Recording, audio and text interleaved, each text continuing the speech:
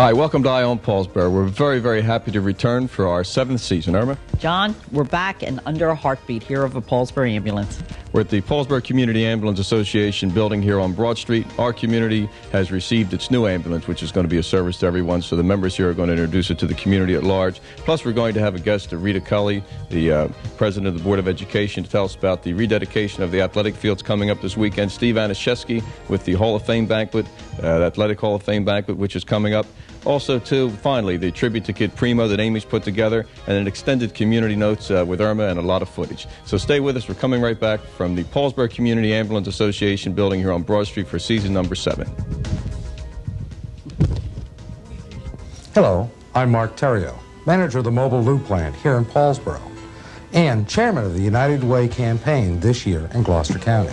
I'm at the ARC, an agency here in Paulsboro that provides mentally handicapped adults with the skills and training they need to improve their quality of life. The ARC, along with 37 other local United Way agencies, provides vital assistance to 1 out of 3 people right here in our county. On behalf of the United Way, I urge you to join our efforts and make a commitment during this year's campaign to help build a brighter future for all of us. Hi, and welcome back. As I mentioned at the top of the program, today we come from the Paulsboro Community Ambulance Association building here on Broad Street next to the Senior Citizen Building.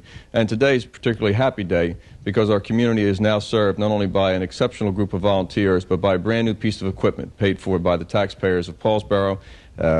Robert Damager, Director of Public Safety, Gene Giampolo, our Finance Chairman, and through the hard work of this group, meaning our all-volunteer group, they located what essentially was a demonstrator and were able to negotiate a deal on behalf of the borough at a considerable savings. So we'll start with Bill, who will tell us about this new piece of equipment, which we hope never has to come to your house, but if it does, you're going to be in good hands. Bill? Yeah, John, this is a brand new piece of equipment that we just acquired through the goodness of the borough mayor and council and the township and the borough. It's a 1995 demo. It's an AEV, American Emergency Vehicle, and it's a Trauma Hawk. It's one of their best that they make. Full diesel powered, and it's fully equipped, ready to go. And although we don't have the old vehicle sit next to it, the old vehicle left in almost like new condition because of the care that was given to it over the years. But this seems to be a bigger vehicle and offers a few other features. Ron or Pat, would you like to comment on that? Or Ron would know more than me. Yeah, Ron. This vehicle here is about another 1.5 feet longer, and it's a little higher. We can stand up in this one here, and we have a lot more space on this vehicle and more lighting inside, which we need. So it's really beautiful ambulance. Well, not only more storage space, which means you get to carry more equipment, but you've got some more sophisticated equipment coming on this one. Pat, would you like to tell us about it, or Bill, and the defibrillator and that sort of thing? Well, I started the project in June to send out some letters to the local businesses and the businesses around South Jersey. We needed a defibrillator awful bad. Through the goodness of the people of the town, again, the businesses in town, they donated well over the amount that we needed for the defibrillator, and the defibrillator was purchased and it arrived yesterday. We're in the middle of training all of our people in the defibrillator, all of our EMTs, and we should have it on board within a month. Remind our viewers how many calls you make on an average for the year. Well, last year we did 969 calls. The year before that was 989. It's approximately around 1,000 calls a year. Which is really significant. Again, it's an all-volunteer group, and they work very closely with our neighboring communities on mutual aid because on many times during the day, manpower can be thin. If someone like to volunteer to get involved with the organization, who would they contact? Oh, they could contact any of the officers. Brian Greenwood's the captain. Ron J. Colna is the president of the association. We have applications here on our shelf. If you see the door open, somebody stop in and get an application if you're interested in joining. Very good. Pat, would you like to say something? You're awful quiet back there. But Pat's very dedicated, both her and Ron. You'll see them many occasions riding together on the ambulance. It's a beautiful piece of equipment. And again, to the taxpayers of Paulsboro, an excellent investment in this fine group of volunteers. Stay with us. We're going to come right back. Again, we're at the Paulsboro Community Ambulance Association here on Broad Street with this brand new piece of equipment. We're coming right back. Another 9 inches of snow is expected in. Chances are your car needs more than just a little attention. That's why your choice should be Your Choice Car Wash. Your Choice Car Wash offers the convenience of fully equipped self-service bays or the option of a completely fully automatic soft cloth tunnel wash. Pamper your car with expert detailing for the ultimate new car look. It's your choice, so choose Your Choice Car Wash, Broad Street, Paulsboro. With me, Don Sanderson, who's the mayor of Woodbury, John Berzicelli, mayor of Paulsboro, and a special bet, as you know by now, there's a big football game in the Colonial Conference. Paulsboro has a win streak that's up to 42. Woodbury is looking to stop that win streak. Of course, a couple of years ago, Woodbury's win streak, I think, was at, what, 28, 29, 30, somewhere in there. And they had it, their streak stopped by Haddon Heights, and I think they know how it feels to get the streak snapped, and they want to do it to somebody else. So, big game this Saturday at Woodbury High School, and we bring the mayors on for a special bet. And Mr. Sanderson, we'll start with you. Well, what are you going to wager here? Well, we're going to wager. We consider a lot of things, John. We talked about possibly, first off, of the loser getting the opportunity to take Bob Shirak to breakfast 2 times for the loser, and the winner would get him. I only have to take him once. But we thought maybe we'd try something else. So to put a little fun in it, John and I discussed the possibility of leading a cheer, and the loser would have to lead a cheer in a cheerleader's outfit during the halftime at the Thanksgiving Day game. And that's what we for the loser. Of the winter school, Don. So on the winter school. We have to go to the winter school, right, So I'd John? have to visit with you on Thanksgiving morning at the Woodbury Gateway game, or you would come visit with us at the Paulsboro West Effort game. Absolutely right, John. You're right, John. Very demented. I was thinking maybe you'd ask to host Ion Paulsboro for a week. Oh, that would be a treat. Well, he would be, and the mayor of Woodbury is welcome anytime. John and I on Paulsboro. Paulsboro and Woodbury share a special kinship in a number of areas, particularly this football game and the sporting events that have gone on between the two towns over the years. A wonderful, rich history. The mayor of Woodbury played in the Paulsboro-Woodbury games through the glory years, through the 40s. Should I mention it, Don? That's quite all right. Yeah, I'm not ashamed of it. What makes this rivalry special, Mayor? I don't know, but it goes back at Woodbury for 62 years. I remember as the old pep rallies they had and so forth, and it's always been a great rivalry between the two of us. But because of the fact that we're two great sports towns, we're two great little communities in Gloucester County who have tremendous pride in our schools and in our youth. So I think that's probably what it has engendered it over the years. Okay, and John, you also have something that you want to wager for. Well, I brought for the mayor a case of Mobil 1 Oil, which represents the Paulsboro-Gibbstown region with the refinery and the lube plant. But the mayor's idea about the public appearance at the football game has superseded the trade of commodities with regards to the wager. Okay. And I'm going to follow what the mayor said, John. I think the reason the game works so well is it reaches into the neighborhoods of both towns. With the children, with the parents. For example, our Elks Club is hosting a bit of a breakfast in advance of the football game and reception after the football game. So it's good stuff, and it's a lot of fun. Any shaving of the legs before the game that you're going to be cheering at? Well, I did give John one caveat. He said if he had to wear a cheerleader's outfit, which is part of the agreement, he would have to wear a sweatsuit or something like that. And I said, well, it's quite acceptable to the agreement. And we should mention, too, that the mayor of Woodbury has shown the good taste to have his election signs this year in the red and white colors of Paulsboro High School driving into the city. Since 1943, people have come to Paulsboro Supply for all of their plumbing, heating, and electrical needs. They offer friendly, knowledgeable advice and personalized service not found in the larger chains and home centers. Paulsboro Supply handles a complete line of fixtures and equipment, including pipes, valves, and fittings in copper, iron, and plastic. If you use water conditioner salt, look no further than Paulsboro Supply. We deliver free.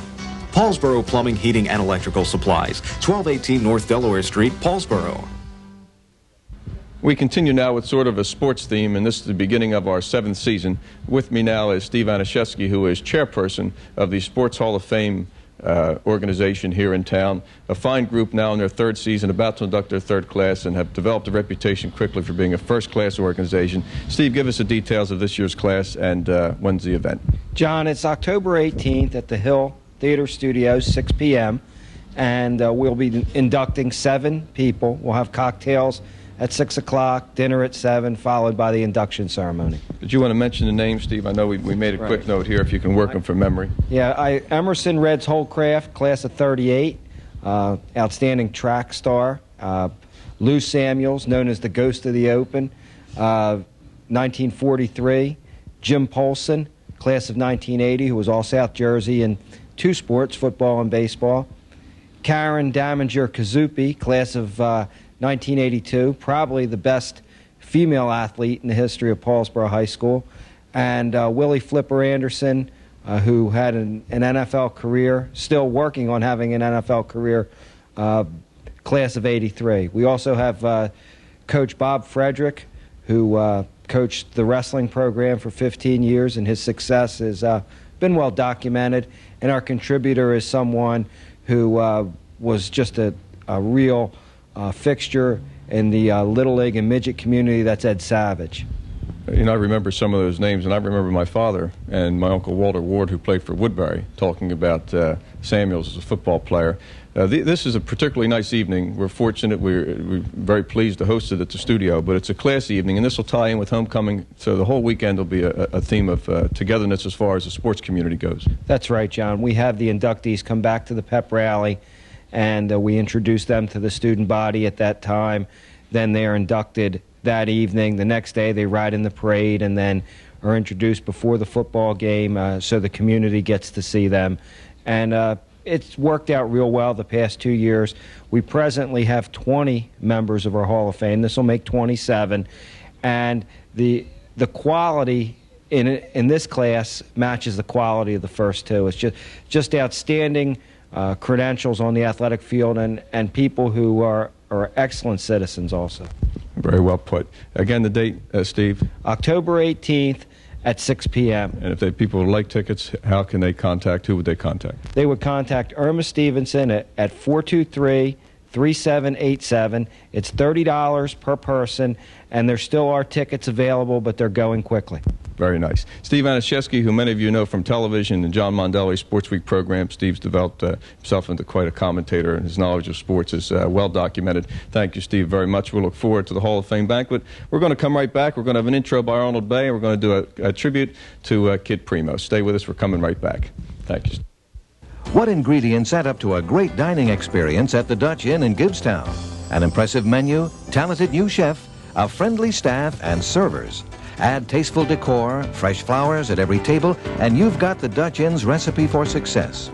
Enjoy a new lunch or dinner entree in our elegant dining room, prepared by Executive Chef Jean-Claude, or join us for some lively entertainment in the lounge. Let the Dutch Inn on Harmony Road in Gibbstown stir up some excitement for you. Enjoying life tomorrow means choosing wise investments today. John Gentili and Jim Scrow can help lay a firm financial foundation that best meets your present and future needs. Often retirement benefits alone are not enough, which is why mutual funds, disability income insurance, health insurance, education funding, and other investment opportunities can greatly enhance your future wealth and lifestyle. The future belongs to those who prepare wisely today. Call John Gentili or Jim Scrow for a free consultation and a wealth of opportunities. Welcome back. With me now is our program producer, Bill Crane, who many of you know, and of course Arnold Bay, who's a fixture in Paulsboro long before anyone was a fixture. On Eye on Paulsboro, we've had so much fun over the years. This is all volunteer, as many of you know. No one's paid. And one of the highlights of our program was the period of time that Kid Primo spent with us, and now Kid Primo has left us. Actually, he left us in April of this past year, and we had asked Amy to put together some footage. First, we'll hear from Bill, then Arnold will give us a little intro. Bill, Kid Primo always added a dimension that you never were certain what that dimension was going to be. We never knew how much time we had with the kid. We had a great time with him. Yes, we did. And we will miss him. And we do miss him. Arnold, you're a musician. I tried to push him out of the boat once. That's another story altogether. Arnold, a musician and entertainer for years, not talking about your household setting, meaning professionally at stage and various fixtures. Your thoughts on Kid Primo, and then we're going to roll the footage. John, this man left an impression on me that'll probably last for many years. You know, he's one of the old Italians that was funny. Not only funny, he was a terrific musician. I had a chance to hire him about 30 years ago in my band, but he was so good that I wouldn't hire him. He would make the rest of my band look bad, but he was a terrific musician, and he was always funny. The last time I think we appeared together, or one of the last time we appeared together, was over at the Paulsboro Firehouse, and before he got there, as no Casella said you can kill, or something about killing two birds with one stone, he said in his broken English, he says, you know, today I throw a rock and I kill two birds. And this is the way he said it. And John, it lasted. It laid on me so bad that when we got in the boat, he was going to play, I forget what number it was, and I forgot and he forgot, and we both played something different. But these are the type of shows that went on with Kid Primo and I, and he always made me laugh. And another thing about him, the man was terribly ill, and he was a trooper. He always showed up, and he never complained about anything. He just went on and done his job. He was serious about it, and I'll always remember him, John. And Kid Primo had a following, too. There was a Kid Primo fan club at one time, which was a lot of fun. So that being said, I guess our condolences to the Amendola family, which we mentioned at the time of his passing. But now, to best remember an entertainer is to remember his entertaining character. So let's roll some footage, and let's remember Kid Primo, one of the early fixtures on Ion Paulsboro. We certainly miss him, and now to Kid Primo we go. Dominic?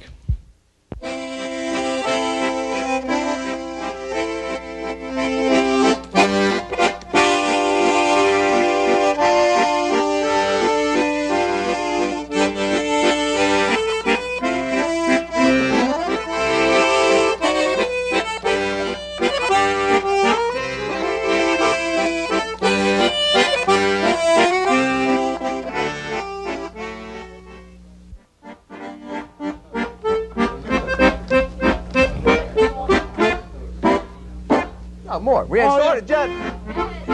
Okay. Yeah. Okay, come on back. Hi, we're back again, I think. What's the name of that song, Dominic? What's the name of that song? Jingle Bell. Jingle Bell. Well, that's beautiful. That's beautiful. Kid, you came to Paulsboro what year? 1931. And you started boxing when? I had my first fight 1 month after I landed on Paulsboro. No. Yeah, the old Hill Theater in the back. Well, what weight were you? 126 pounds. Kid, you're a fixture around town at St. Michael's Club, it goes without saying. But tell us a little bit about your boxing career. Well, I started out over there. I knocked out Joe Mayoral, John DiStefano, a few other guys, I don't know their names. And then as soon as I was 21, I moved to South Philadelphia. That's when the real fight started. Let me tell you. I met a lot of tough guys. 17 Mars, Mason Hall. That was the big hall. Now it's a gas station. But over there, let me tell you, there was a lot of good fights. There's still a lot of good fights in the city of Philadelphia, sometimes not necessarily in the arenas. Did you get paid much money then, kid? I fought him out of, what do you call it, stand by Patterson, New Jersey. Yeah. And you get $8, $6, and you get paid regardless if you fight or you don't fight. But the idea is when you fight, you don't know who you're fighting. Most of the guys I fought, they were too tough for me. I threw a lot of those guys out of the ring, let me tell you. Was that permitted under the rules? That was my own idea. When I couldn't get to the guys, when I got close enough, let me tell you, and he got tough inside, one had his 3 ropes.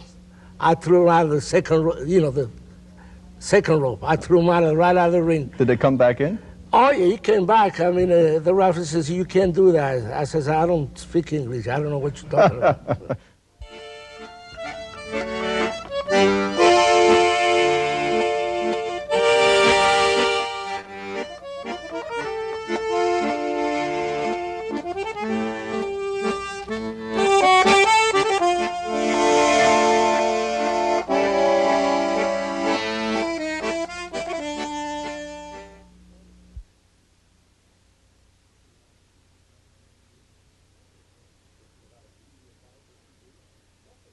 Thinking about a GE appliance or TV?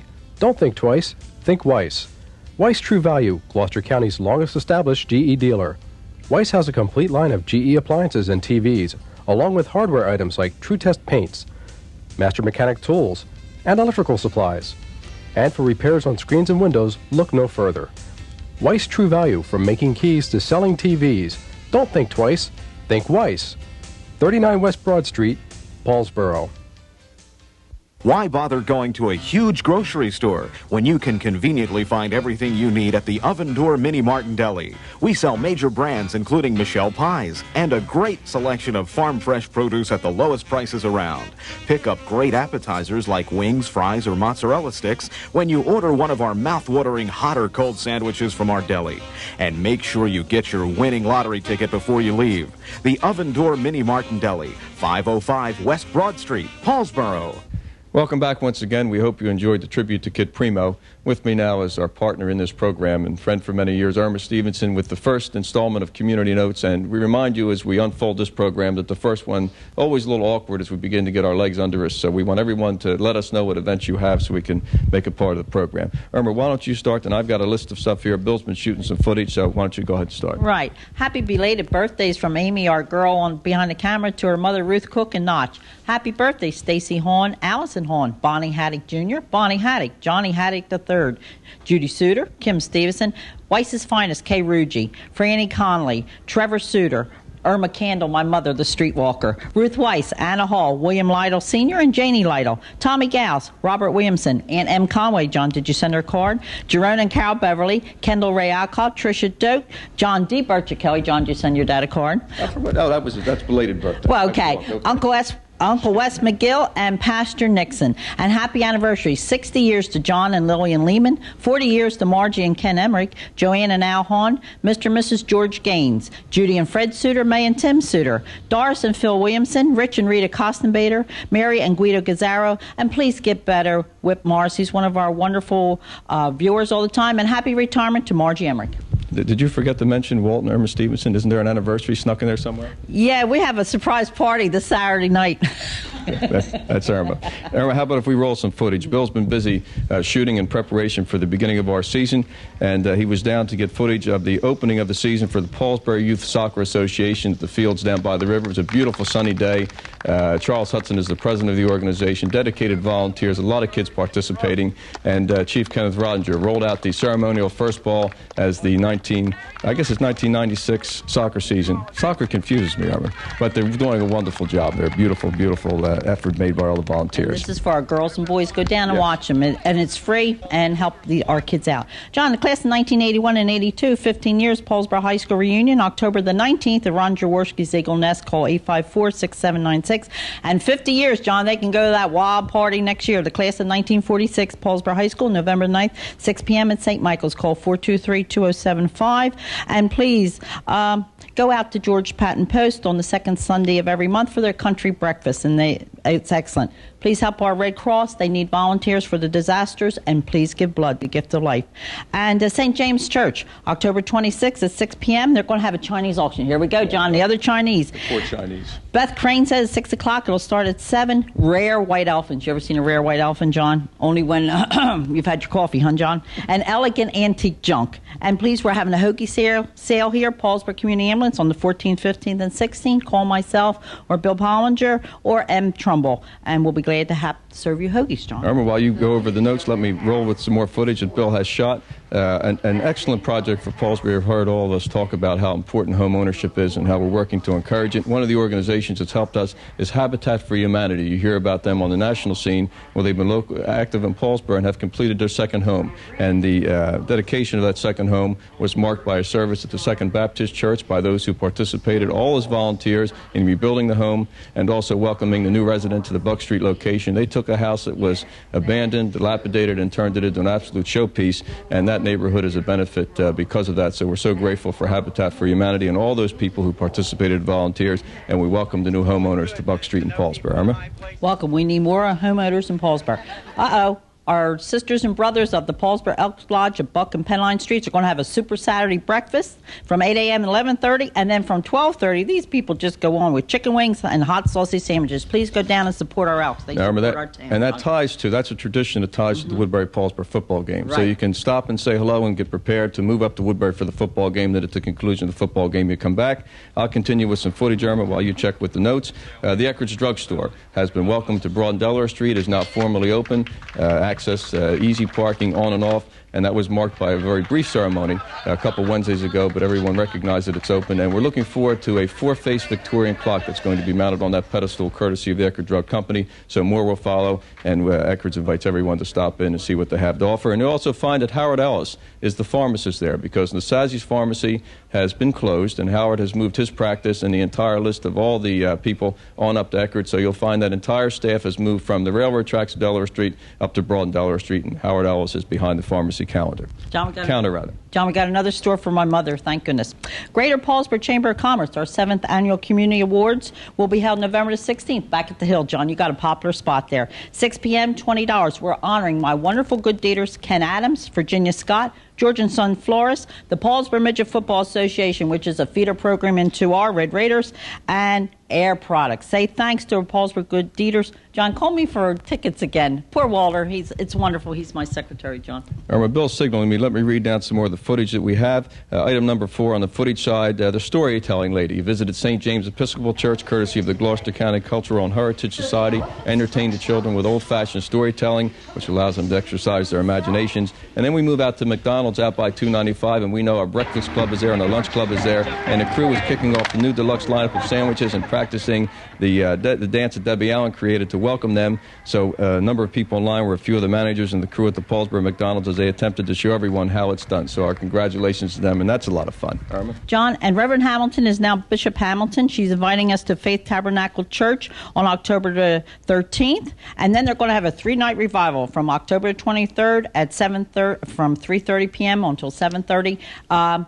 Reverend Mary, who is Hamilton, Sissy Flipper's mom, will be there. And then on October 26th, Reverend Winnie Hightower will be there at 7:30. Please go to Faith Tabernacle Church and see what they're offering the community. They have different programs and all, and they're always there, and it's now Bishop Hamilton. John. Bishop Hamilton, and it's very appropriate. We moved from Reverend Hamilton's church. The Paulsboro Volunteer Fire Company held a pancake breakfast Sunday ago, and everyone enjoyed being there. It was such a wonderful benefit with regards to helping the fire company and the Ladies Auxiliary. Everyone enjoyed the pancakes and biscuits and sausage and home fries, and it was an excellent effort and an excellent community gathering for a Sunday morning. Irma? John, it was wonderful, and don't forget, where's Bill? The tabs again, McDonald's tabs. Don't worry, Bill takes this one. I got 1,000 more. Please save them for the Building Sports School from Ronald McDonald next year, John. They always do that for us. We're pleased to welcome a few businesses to town. We mentioned that Eckert's is open. We also want to bring you up to speed that the Wayne Howard project across the street is making progress, and of course Underwood Hospital will be housed in the ground floor and the senior citizen apartments upstairs, and we'll have him on as we get closer to that formal opening.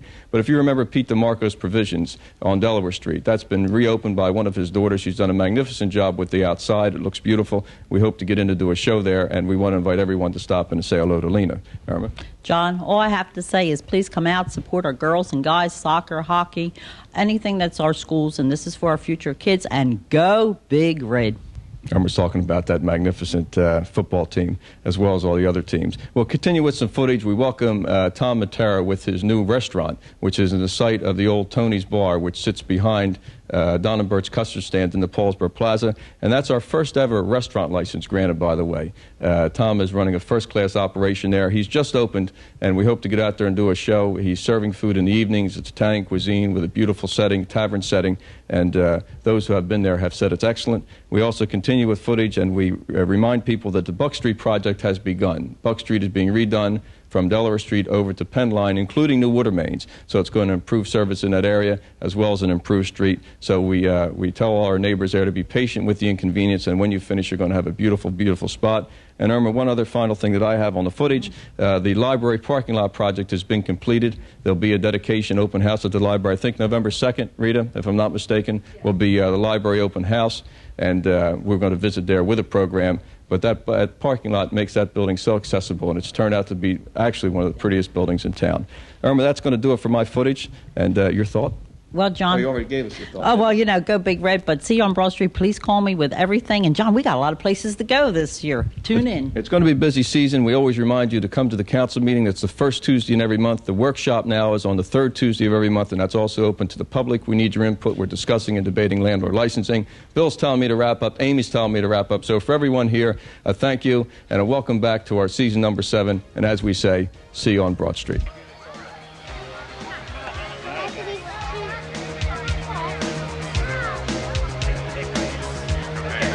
Okay.